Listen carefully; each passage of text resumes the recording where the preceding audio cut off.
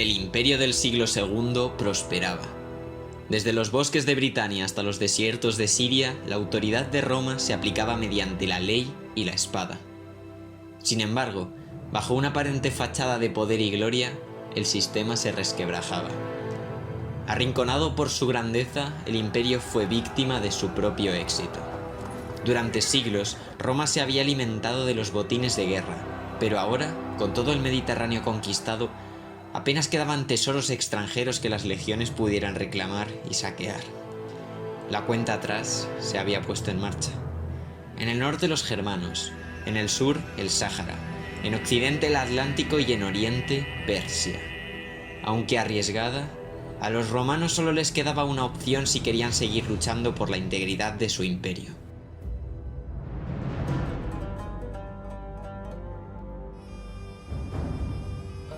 Con los años, el imperio persa se había convertido en el archienemigo de Roma. Las guerras entre ambas potencias se habían convertido en una actividad habitual, y por lo general eran los romanos los que solían salir más beneficiados. Lucio Vero, coemperador junto a Marco Aurelio, marchó con sus legiones a Oriente en el año 162. Ctesifonte, la capital de la dinastía arsácida, fue saqueada. Esclavos y riquezas fluyeron de nuevo hacia Italia. Persia, postrada a los pies de Roma, seguía nutriendo las arcas del imperio.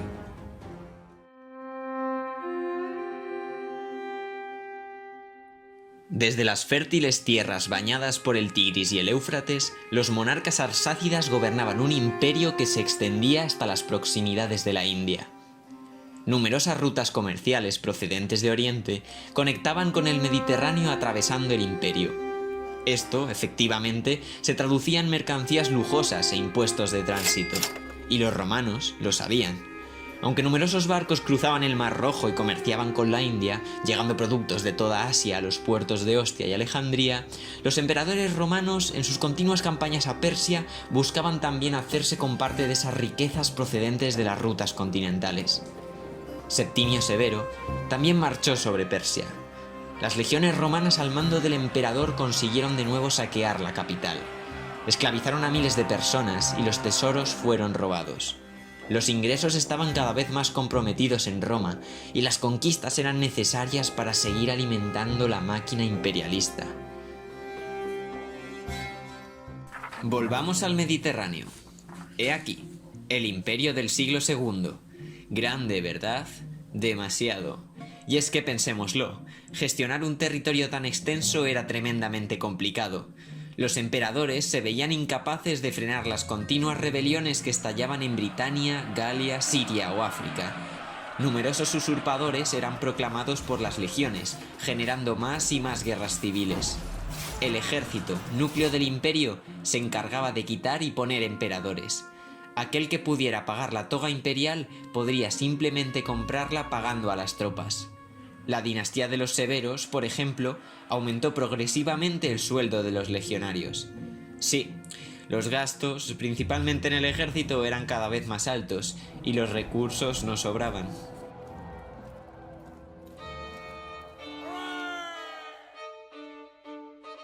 ¿Os acordáis de la Dacia? ¿Aquel territorio ocupado por Trajano por sus importantes depósitos de oro? Pues en el siglo III las minas ya no aportaban suficientes recursos y las legiones simplemente se retiraron. Ale, una provincia menos. Al agotamiento de las minas se le sumó la falta de conquistas y claro, esto provocó que los metales preciosos fueran disminuyendo poco a poco. Además, con el aumento de los pagos al ejército se necesitaban cada vez más monedas y como el oro y la plata escaseaban, los emperadores decidieron disminuir su valor. Si no hay plata suficiente, pues le metemos más cobre y listo. Las consecuencias de la devaluación, sin embargo, no tardaron en hacerse notar. Las monedas eran cada vez menos valiosas, y al perder ese valor, los precios aumentaron. Había muchas más monedas, sí, pero estas eran mucho menos valiosas que antes. Para comprar un mismo producto, cada vez tenías que pagar más. La inflación aumentó una barbaridad y en muchas regiones la confianza en la moneda se perdió y el comercio se resintió. También la economía esclavista se vio seriamente comprometida. Ya en época altoimperial podría haber surgido un nuevo modelo conocido como colonato. Veamos, Cuando Roma triunfaba en sus campañas militares, miles de esclavos de todo el Mediterráneo se vendían en sus mercados. Como hemos visto, esta situación cambió, y los esclavos procedentes de las campañas militares eran cada vez más difíciles de conseguir. Como consecuencia, sus precios aumentaron. Al latifundista romano ya no le interesaba comprar esclavos.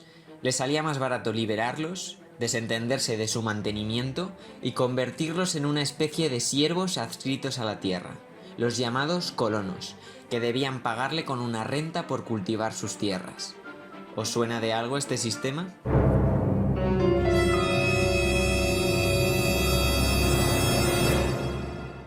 Los sucesivos emperadores, inmersos en constantes guerras civiles, debían aumentar el salario de sus hombres para no acabar decapitados y sustituidos por un general más rico y carismático. La falta de botines de guerra era un verdadero problema, y como vimos al comenzar este vídeo, Persia se convirtió en la última opción de Roma. Las campañas a Oriente eran constantes. Trajano, Lucio Vero, la dinastía de los Severos, no solo aportaban esclavos y riquezas, sino que también legitimaban a los emperadores en gloriosas campañas que emulaban las conquistas de Alejandro Magno 6 siglos antes.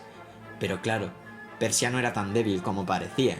Era un enemigo dormido y los abusivos paseos de las legiones por Mesopotamia acabaron despertándolo.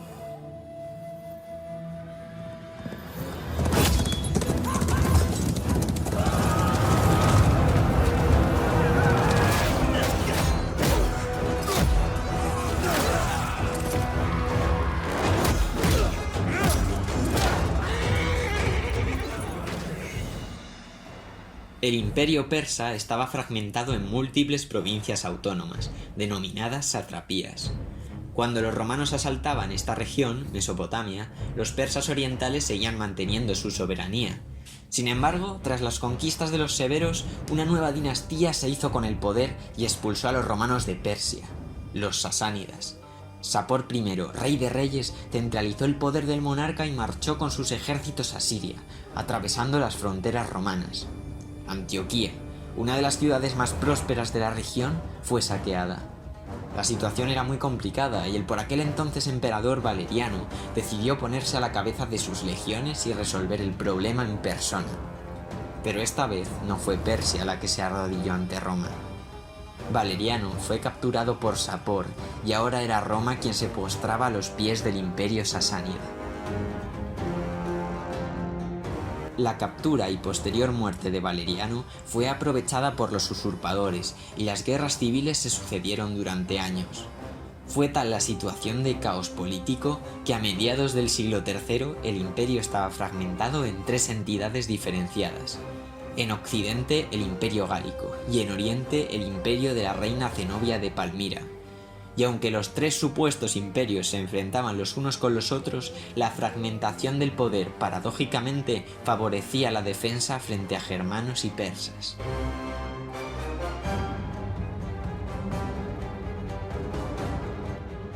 Un emperador que intentó solucionar todos estos problemas fue Diocleciano.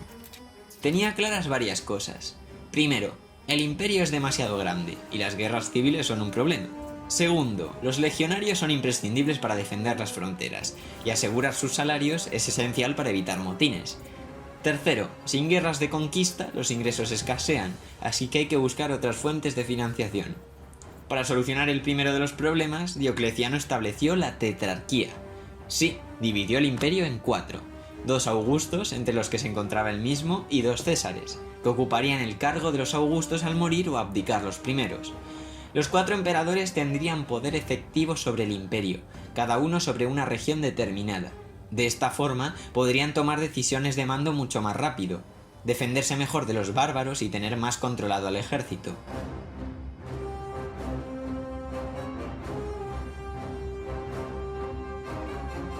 Treveris, Milán, Sirmio y Nicomedia se convirtieron en las nuevas capitales, 4 cortes para 4 emperadores.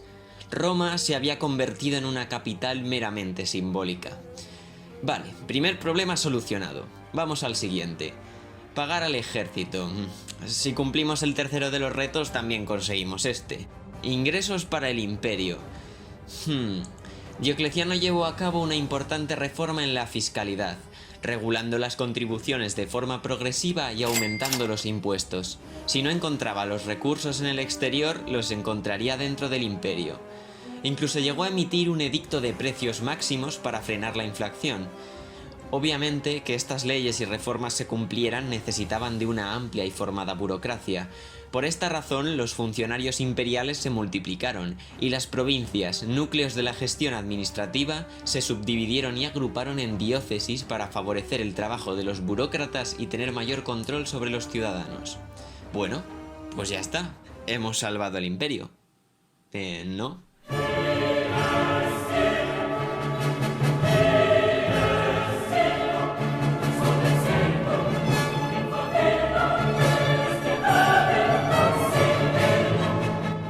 Diocleciano intentaba dar un respiro al imperio, darle tiempo, pero sus reformas pronto se tornaron inútiles e insuficientes.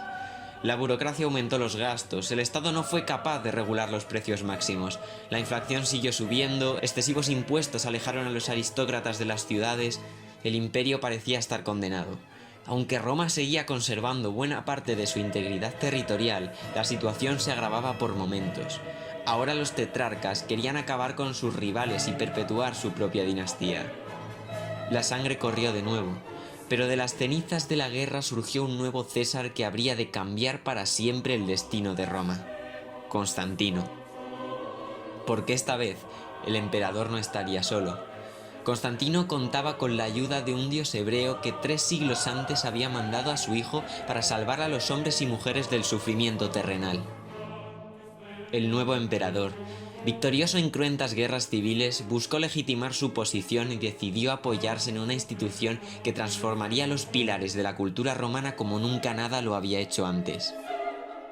Constantino se alió con la Iglesia cristiana.